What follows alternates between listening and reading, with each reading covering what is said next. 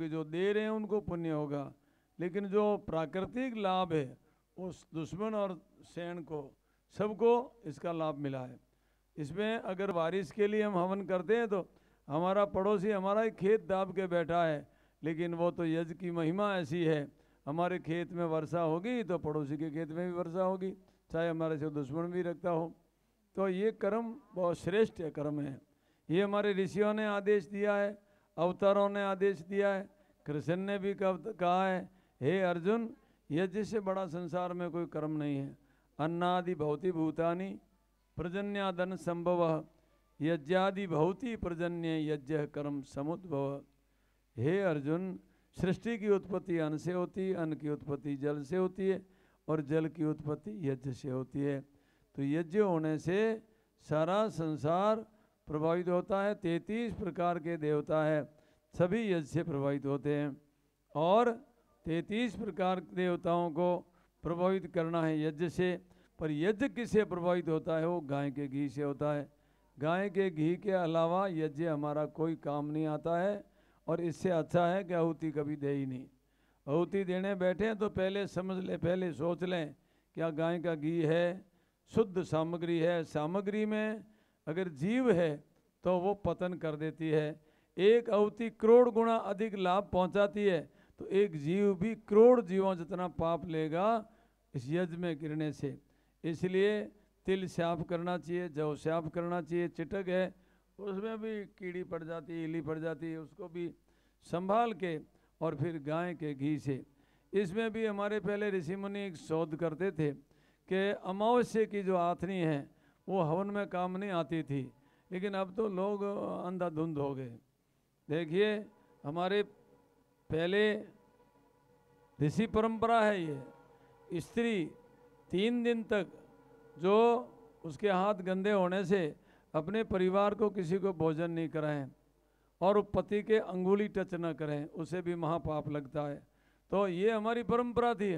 पर अब तो हम लोग लाज के लंगर हो गए ना, जो हो बेशर्मी होती है, बहू को ऐसे कहें तो पता लग जा रहे। तो पता लगने से क्या, तो प्राकृतिक कार्य है, इसमें तो कोई बुराई तो है नहीं, कोई बहू अपनी तरफ से तो कुछ करती नहीं है। पर परमात्मा ने जो नियम बनाया उसका पालन करना जरूरी है। तो 3 दिन तक किसी को दक्षिणा हाथ से नहीं देनी चाहिए, कोई साधु संत आता तो उसको भिक्षा नहीं डालनी चाहिए, दीपक घर में होता तो दीपक नहीं करना चाहिए, और हवन में भी नहीं बैठना चाहिए, और अपने पुरुष के तो हाथ टच भी नहीं करना चाहिए, अंगुली भी टच नहीं होनी चाहिए। उनको भोजन बना के नहीं खिलाना चाहिए। अगर वो भोजन करके बच्चों को और पति को खिलाएगी तो वो बिल्कुल ही धर्म से विपरीत चले जाएंगे। तो ये हमारी परंपरा थी, लेकिन उसको सब नेगलेक्ट कर गए। कैसे क्या देखना चाहिए था, क्या देखने बैठ गए। तो इसलिए सज्जनों, ये काम जो है वो बड़ा उत्तम है, पवित्र काम है, इसको समझ के करना चाहिए। आहुति गाय के घी से लगनी चाहिए। इसलिए गाय 33 कोटि देवताओं की जननी है। इसमें देवताओं को 33 प्रकार के देवताओं को हम प्रभावित कर रहे हैं गाय के घी से अगर आहुति देते हैं तो।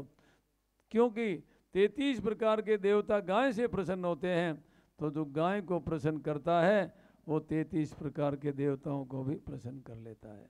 गौ हमारी माता है, गाय जिंदी रहनी चाहिए, और गाय का गव्य जो है वही पूजने के योग्य है। साहब दूध घी तो कितना पूज्य हो सकता है, आपने कभी कल्पना नहीं की होगी कि गाय के पंचगव्यों से हम चरणामत लेते हैं। गोबर जो मल किसी का चरणामत में काम आया तो बताओ, ऋषियों का, मुनियों का, माँ बाप का, गुरु का, किसी का नहीं आता है।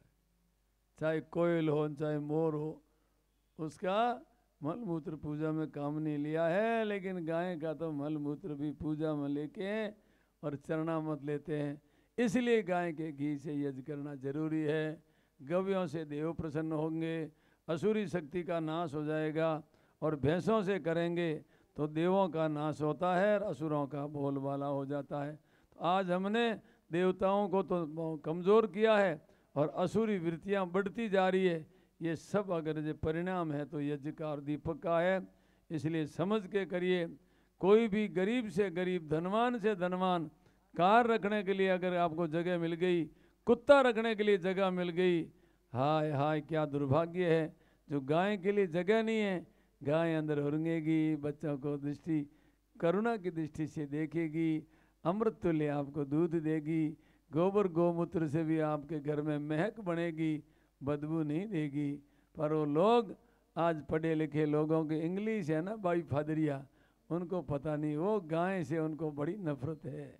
अरे बूढ़ियों रखो ताकि उनकी भी आदत पड़ेगी, तुम मर जाओगे तो गाय का तो कदर इनके दृष्टि में ही नहीं रहेगा। इसलिए अभी जितना शरीर में गाढ़ है, एक एक गाय घर में रखो। वो शहर क्या काम का जो गाय से हमको अलग कर दिया। और शहर में बड़े बड़े प्लॉट है, गाय तो हम रख सकते हैं अगर रखना चाहें तो, ऐसी कोई बात नहीं है। एक छोटा सा खांचा 8x8 का एक गाय के लिए बहुत होता है। तो अगर आप दशांश गाय को प्लॉट में से दोगे तो आपका परिवार वाड़ी की तरह बढ़ता रहेगा। दशांश यानी अगर 25x25 का प्लॉट है ना, 25x50 का, तो ये दशांश 12x12 का प्लॉट आपको गाय को मिलना चाहिए, और मिलना अनिवार्य है, होना ही चाहिए। गाय के लिए हमारा स्थान हृदय में होना चाहिए, घर में होना चाहिए, और गवियों से बच्चों का पालन पोषण करना चाहिए। दूध दही घी आदि गाय का होना चाहिए। कितना ही महंगा मिले तो गाय का घी लेना चाहिए, और गौओं की सेवा हमको करनी चाहिए। यही हमारे ऋषियों ने संदेश दिया है। हमारी तरफ से हम कुछ नहीं कहते, जो हमारी परंपरा है वो हम आपको याद कराते हैं। इसलिए अब ज़्यादा बात नहीं करते हुए फिर मैं पंडित जी को देता हूँ। पर ये आपको मैंने इसलिए लिया है हाथ में कि आपको कल क्या लाना है, खीर लानी है, और खीर जाडी लानी हो, हाँ पतली नहीं लानी। चावल ज़्यादा डाल देना, पर पका देना, कच्चा नहीं होना चाहिए चावल, पका के और फिर उसमें एक एक सब हमारे भाई बहन आहुति, सृष्टिकर्ता आहुति जो है ये देने से हजारों पीढ़ियों तक आत्माओं का 3 विभाग है। तीनों विभागों में आत्माएं रहती है। एक स्थूल शरीर है, एक सूक्ष्म शरीर है, और एक कारण शरीर है।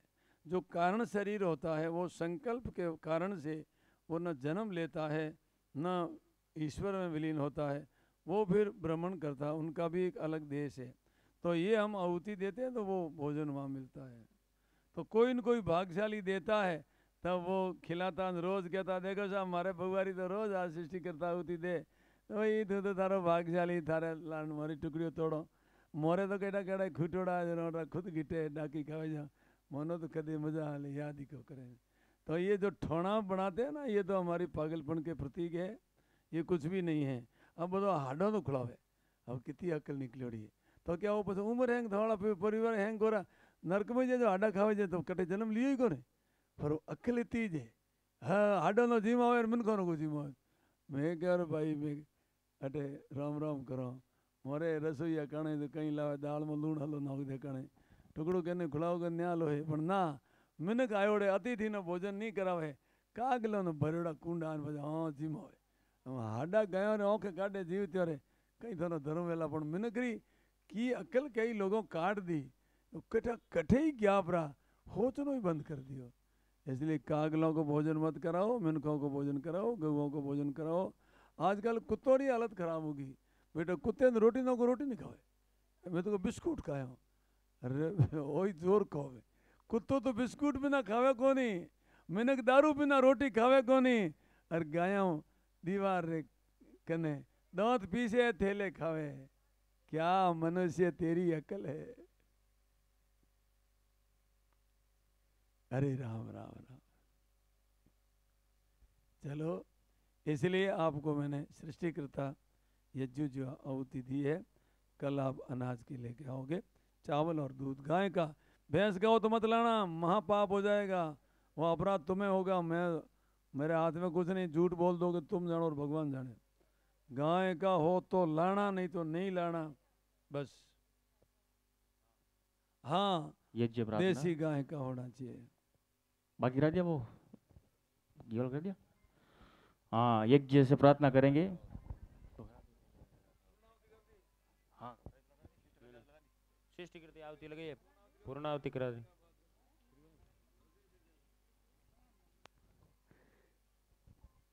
ओम आहुति देंगे सभी, 3 आहुति देनी है सामग्री सहित। ऐसे मत दो, मंत्र के बगैर क्यों दे रहे हो?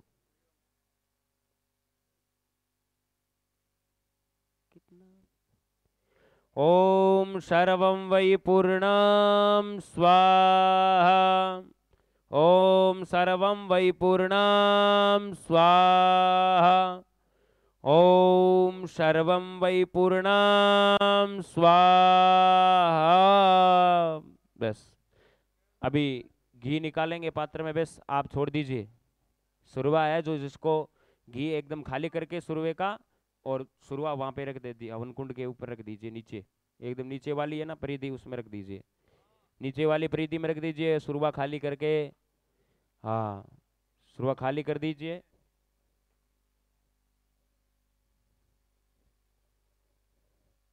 ये कुर्सी ले आगे यहाँ पे रख दीजिए।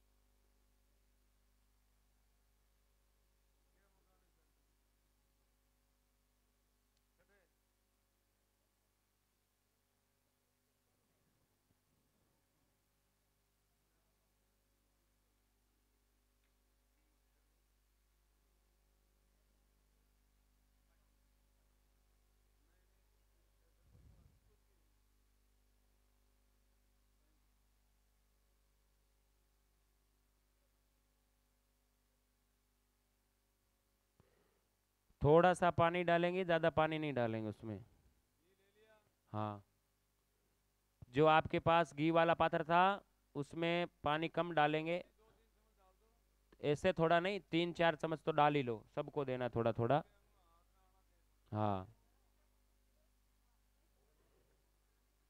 सभी सभी को ले लें, और थोड़ा सा आके हवन कुंड के ऊपर थोड़ा सा तपा ले, वैसे गर्म नहीं करें ताकि पूरा पतीला काला कर दोगे आप, ऐसा नहीं करें, थोड़ा सा आग उसके ऊपर रखें और गर्म हो जाएगा। हाँ और सभी को हाथ में दे दीजिए थोड़ा थोड़ा। हाँ थोड़ा थोड़ा घी हाथ में दे दीजिए, जल देना है। हाँ वो घी वाला छुरवा है ना उससे देना है, छोटी वाली चम्मच मत लेना। हाँ हाथ से दे दो, वैसे कोई दिक्कत नहीं है, पतीले से भी दे सकते हो। हाँ सभी बातें मत करो।